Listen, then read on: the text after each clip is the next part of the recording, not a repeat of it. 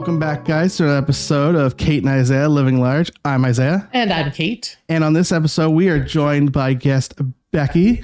And we're going to talk a little bit about her fitness journey and all her life stuff. But before that, Caitlin, what you got going on? Well, for those of you who don't know, we do record a little bit in advance. So I'm going to play in a 4th of July parade tomorrow, which will be yesterday when the episode comes out on Wednesday. So I'm pretty excited about that. I played in another parade in Norton on Saturday and it literally rained on my parade. Yeah, it was definitely a wet one the other day. Yeah. And I can only imagine in Norton. And you were playing in the band. In a band, yeah, not just you're just solo trombone on just walking down the. No, and you know what's funny when in context of weight and stuff, I had to climb a ladder to get on the back of a transport truck, and I get kind of freaked out by being on anything high, and so I almost rolled off the ladder to get on the truck, and people are like, "Are you okay?" I'm like, "I'm fine." Extra graceful. Very, very graceful. Someone hold my trombone. Then they told all these stories about people who've fallen off floats, and I'm like, guys, you know that's going to be me, right? I didn't. There's no film of you falling off a float this time? Oh, no. man. This time. I mean, there's never been a time that I've fallen off a float. So, well, yet. Keyword is yet, someday. How about you, Isaiah? What's new with you? There isn't a whole lot of, I've been struggling to get to the gym because it's been, gross out the last week. It's just been a miserable wet out, and I feel like I've been saying this last week. I feel like I'm going to start growing moss because it's just so wet, and really, really annoying. So I've been struggling to get to the gym just because it's wet and I don't want to leave the house. Well, you know what though? They say a rolling stone gathers no moss. So if you keep moving, you won't develop moss. So there's some encouragement. Oh yes. You refer to me as a stone. One that rolls. A rolling stone to be specific. Like Mick Jagger. Like Mick Jagger. I don't know if I want to be like Mick Jagger, but you okay. want the moves like Jagger. I do want the moves like Jagger. But we do have our lovely guest, Becky. Hello, Becky. Hi. How are you? I'm pretty good. How are you? Good. Why don't you tell us a little bit about how we know you? Well, I work at Caitlin and Isaiah's favorite watering hole. I work at Big Tide Brewing Company, and I've worked there for 15 years. Wow. Known Caitlin and Isaiah both for many, many years. That's right. 14 years, really? Yeah, it'll be 14 years in August. It feels like it was only the 10-year, just last year. I know, it's crazy. Wow. Considering it was supposed to be a short-term thing for me, it's wild that it's been 14 years. Yeah. That's crazy. Yes, we know Becky from Big Tide, our lovely little watering hole that we go to. And Becky is always great and gracious for the 2 hours that I see her before she walks out the door. I'll walk into the brew house most of the time for you on Friday afternoon. That is true. That's really just to get away from Isaiah. Yeah, she doesn't even work there. For you to Chris, and I'm just gonna go.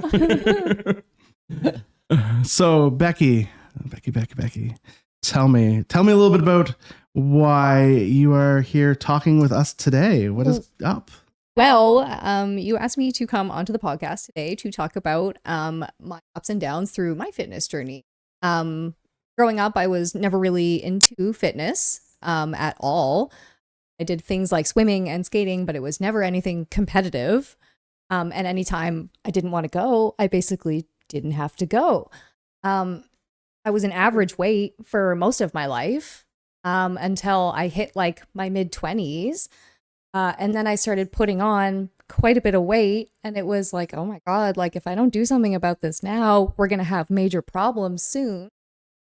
So I changed my diet, and honestly, the biggest thing was just cutting out pop.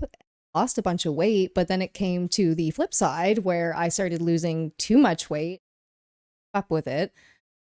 So now I'm struggling with the other side where I have a really hard time putting weight on. I also have a really hard time consistently exercising with traditional exercise, like going to the gym. It's fun once I get there, but getting there and actually getting in and doing the motions is just very difficult for me. I find it very challenging, and it's kind of boring, really. I mean, going in and lifting heavy weights is great, but I don't want to listen to my own thoughts while I'm lifting heavy things. And that's what I do while I'm at a traditional gym. So I started trying to find things that, take my focus away from what's going on up in here. And I found rock climbing, which was fantastic. It was amazing because you have to focus on what you're doing when you're up high on a wall so you don't fall and hurt yourself. And it's exercise without really feeling like it. And that has transitioned into pole dancing. Interesting. So you said you struggle with weight on the heavier side at one point, and now you're struggling with the weight on the other side. So what kind of things when you were on the heavier side, what kind of things did you feel? Like, was there a noticeable feeling of, you're tired all the time, your back hurt, and that kind of the things that we constantly always talk about on this podcast? Yeah, like honestly, I was exhausted all the time. And like, people will say, well, you weren't getting big, but when you're only 5'2" and you put 15, 20 pounds on, it's noticeable for the person that's wearing it thing. So it was becoming a spare tire around my middle. It was just a hard time getting up hills, really. And I mean, what Princess Street is like. It's a massive hill. Like every day walking up to work was a challenge, and that was an issue. So, and also my feet started to hurt and my knees started to hurt. So, well, and your job is pretty physical too. It is. Because you work a lot, and you were already working at Big Tide at this point. I was. Is that correct? Yeah.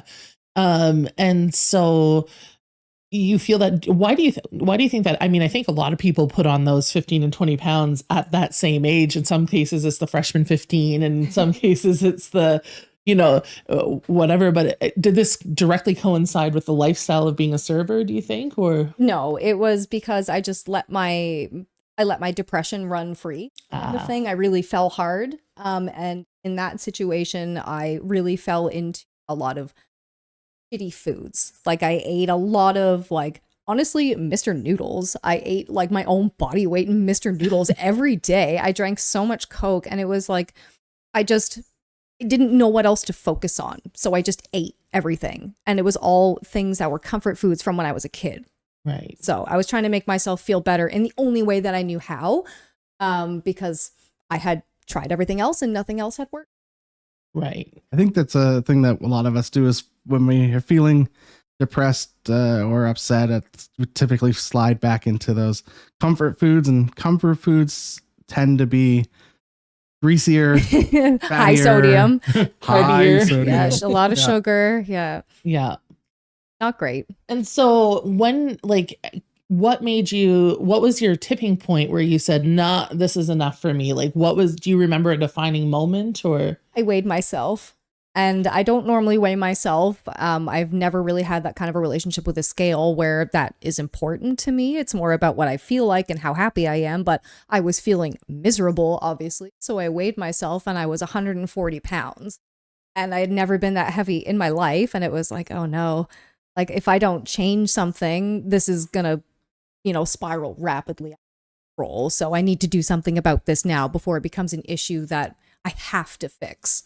right. Yeah, because at 140 pounds, but like you say, you're 5'2", and so that'd be a noticeable feeling. And you'd definitely feel that when, like, on average, when you're in high school and just past, like, where did you average out, if you don't mind me asking? Like, when I was in high school, I was 125, like between 115 to 125. So it was a very normal weight when I was in high school. And then I got into my mid-20s, and I just stopped caring about my mental health. And that really came through in my physical health as well.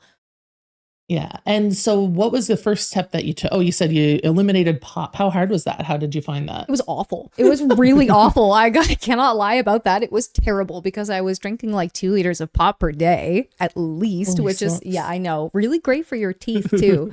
So, Oh no. yeah, so that was awful. But like, honestly, that was the biggest thing. That was the hardest thing, was just not having pop around. And like at the restaurant, we can have fountain pop. So I stopped drinking fountain pop, and I haven't had it there in probably 7 years now, because if I start drinking it, I'll just drink it all the time again. And I feel like that 7 years ago, the soda waters weren't that great at that time either. Like, that's been my huge change for me, is that like bubbly and all the soda waters have like vastly improved in flavors and stuff. So it's been easier for me to kind of somewhat cut out pop. But yeah, like 7 years ago, it definitely was not on par with what we are in today's soda water kind of world. I don't, I'm not really a huge fan of soda water. I really did. I tried to replace pop with it. Disappointing. Have you always been a tea drinker? Yes, I've been a tea drinker for my entire life. Okay. So I did rely a lot on caffeine to get me through that anti-pop phase that I went through. I'm sitting here with a cup of tea in front of me. I'm always jealous of people. I've never really been a pop drinker. Like I'll drink it on occasion, like in a very limited amount. So I'm always jealous of people who are like, man, I just stopped drinking pop and I lost a bunch of weight. And I'm like, yeah, well, if you never really started, that's not gonna work. Do I start drinking pop and then I stop drinking pop? Does it like carry through afterwards? Yeah. So I'm like, oh, guess I'll try that one. The no pop diet. Oh, done.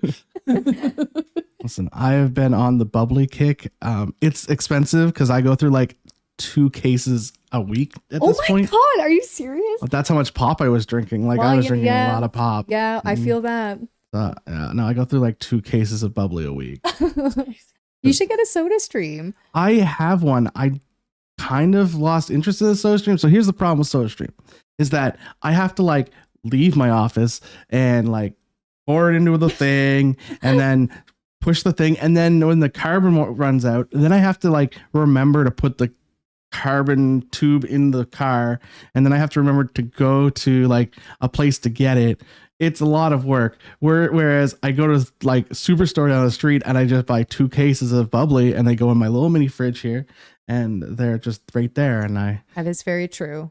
I like when I started this fitness journey, and this is I sound like obvious, but I just got hard on the water, and it really and soda water and stuff when I was out. But the real reason, it's the laziest reason ever, is because I live on the top floor of a 3-level situation, and I didn't want to carry the soda water up.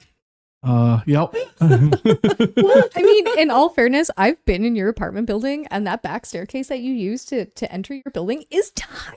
It is like literally 1.5 feet wide. Like you have to go sideways to like shimmy your way down to your apartment. And if Becky has to go sideways, imagine what I have to do. It is hot and it is small in that apartment hallway. So I do not blame you for not wanting to take stuff up that hallway. And I don't want to bring up more than 1 load of groceries because then I have to go all the way back down the stairs. So I like bring everything up in one load. The mega load. That's why soda water is not part of that equation, because there's no way I'd be able to do it. In fact, I bought some bottles of soda water because they were on sale one time.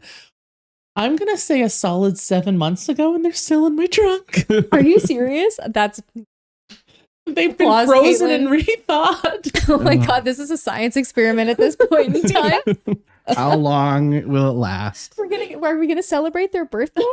put little hats on all of them. I pulled a couple out and drank them. They're flat. They are. Yeah. Well, if they're still good. I mean, they're water. It's fine. Is it at least flavored? Yeah. Okay, so it's just flat flavored water. Yeah. Perfect. Delicious. So did you ever back to you? No, back to Becky. Back to Becky. Do you are you concerned about the food intake and all of that? Like, tell me about your relationship with food. So now I have a totally different relationship with food. Where before I was using it as a crutch basically because I had nothing else and nothing else was working. But then I realized that food wasn't working either.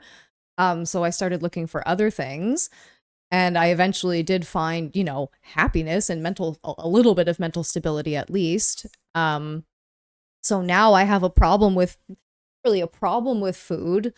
But a lot of the time I just forget to eat. In the morning I wake up and I have breakfast and I'm like, okay, I'm ready to go. And I'm starving again by 11 o'clock. So I'll eat again, but then I just won't eat for the rest of the day while I'm at work because I just get so busy.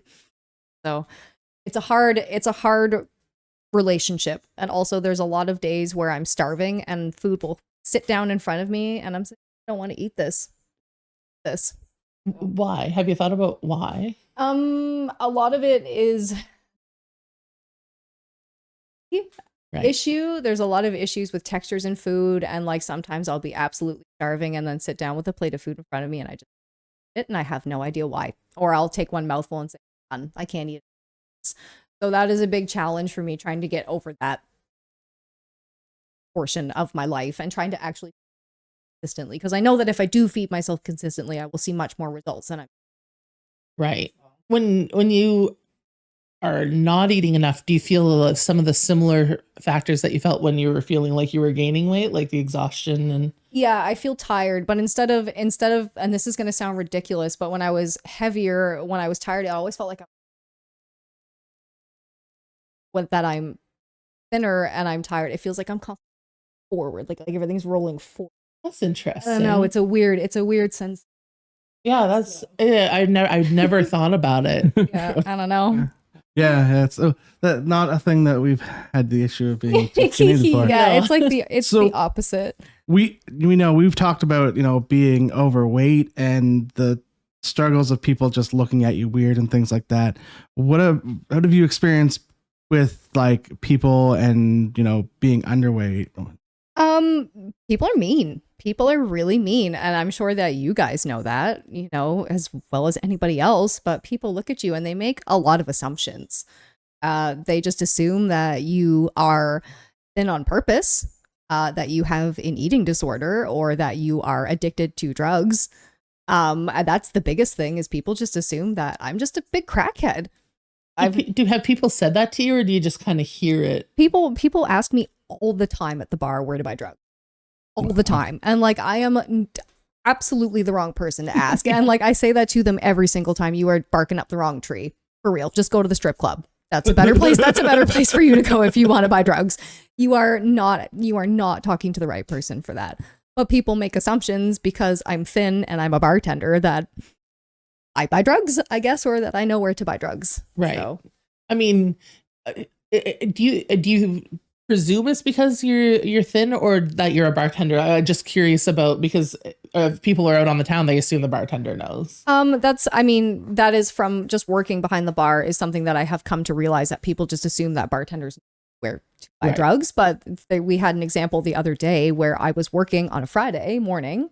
Someone was sitting at the bar. I'd been serving them for, 20 minutes.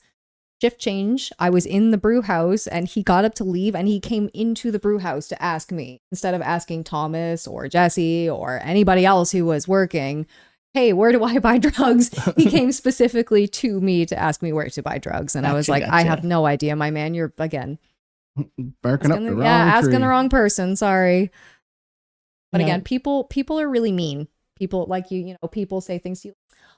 Good for you when you're doing the 5K beer run. I've had people like grab my arms and grab my wrists, and they're like, "You're too skinny." I don't know you. Don't touch me. Why? Mind your own business. It's like the same as people who put their hands on a pregnant woman's belly. Yes. It's like, don't touch people. Yeah, right? Don't touch people without permission. Without permission. Yeah. You can touch people. Then touch away. Consent is key. Exactly. Yeah. In all things life. And it's so interesting. I almost said funny. It's not. There's nothing funny about it. But people think they're giving you a compliment sometimes. It's oh wow, you're so skinny. You look amazing. And You have no idea what someone else is going through. No, I had the reason this became evident to me at an early age, because for a long time, because when I look back, I wasn't overweight, but in my mind, I've always been overweight, if that makes sense. And so for a while, up until I was about 20, if somebody said, "Oh, but I'm too skinny," I'd be like, "Bitch, please, I wish I had your problem." Right. Yeah, that's the big one, especially when, like, for me, my mental health obviously goes down a little bit, and it has gone up and down within the last couple of months. When people say that to me, oh, I wish I had that problem. Like, when I fall into a depressive episode, I don't want to eat anything. So I end up losing the weight that I cannot afford to lose. Oh, I wish I had that problem. No, you don't. You really don't. It hurts to sit down when your tailbone is literally, it feels like it's ripping through your skin. Like, that sucks. It sucks when you can't lay down in your bed comfortably, like you guys know, because it just feels like everything is sticking out. Yeah. Bones sticking out everywhere kind of thing. So it hurts and it sucks. The turning point for me was one of my very best friends, Jen. She used to dress in layers because she's just a naturally thin person. She's just a slim person, and she struggled to keep weight on, at least when we were 20. I don't know about now. She looks great, but she used to wear like layers and layers of clothing. I used to tease her because we'd go to the 3 Mile. That dates the situation when we were 19, and she wore a turtleneck because Yikes. she got teased in high school. I hope she doesn't mind that I share this story, but she got teased in high school because one time in a biology class or something, they were going over the symptoms of anorexia and like playing with your food and wearing layers and all of these things. And they're like, oh, Jen's anorexic. And she wasn't. And she just struggled to keep weight on. Her metabolism was like that. And it just was. And she got so self-conscious of it. And I remember her telling me that one day, and there was like a mental shift. And I was like, nobody can judge anyone else for their shape or size, because one, in many cases, you have no control. Yeah. And the limited control that you do have, you could be battling like all kinds of things that are not anybody else's business, really, but not for anyone to judge. But it is so, it as someone who's battled it, and I know when people say that it is coming from a good place, but they don't realize the effect. Yeah, because they've never been there before. Because they've never been there. But that goes to the same old empathy thing. Right. You never know what road someone's walked. A lot of people, I find nowadays, have a hard time putting themselves in someone else's shoes. It is hard for everybody or anybody to look objectively at someone and say, yeah, I think that it would be hard for me to live like that person. A lot of people don't do that. Right. But because what they see is this like gorgeous, fast moving server who's like seems to have the world by the tail. Like, that's the perception, right?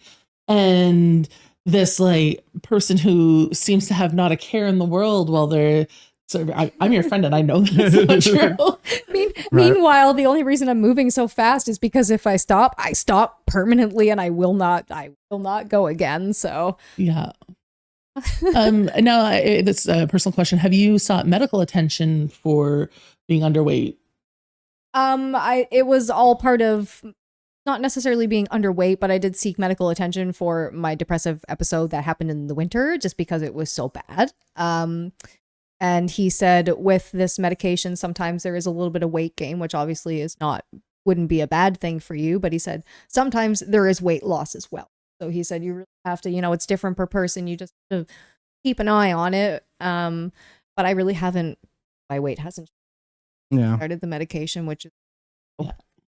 And we're going to move into part 2 soon, but, and you've started doing exercises outside of the traditional exercises, which I'm super excited we're going to talk about. Yes. But just as a sneak peek, what exercises are those? Well, like I said earlier, going to a traditional gym is kind of boring for me. So I tried to find things that didn't feel like exercise. Rock climbing and bouldering, at Fit Rocks out east. So I did that for a little under 2 years, but I had some problems with stop. So instead of stopping entirely, I tried to find something else that would be a suitable, substitute for it. Twisted Fitness, the pole studio, opened this winter on Rosyth Avenue. So I said that seems like a pretty good substitute, and it's something that I've always, really had an interest in, because I am not a dancer and I am not very feminine. I don't know how to move like that, and I would love to learn how. So I've been doing that since February, and it's amazing. And I am super excited to get into a little bit more of that in part 2 next week. So stay tuned next week, guys. But that is our episode for this week. We thank you for listening. Thank you for being here for part 1, Becky. Can't wait to talk to you a little bit more about your exercise and all that kind of fun stuff that you do. You're welcome. But until next week, when you come back for part 2 of this, bye. Oh.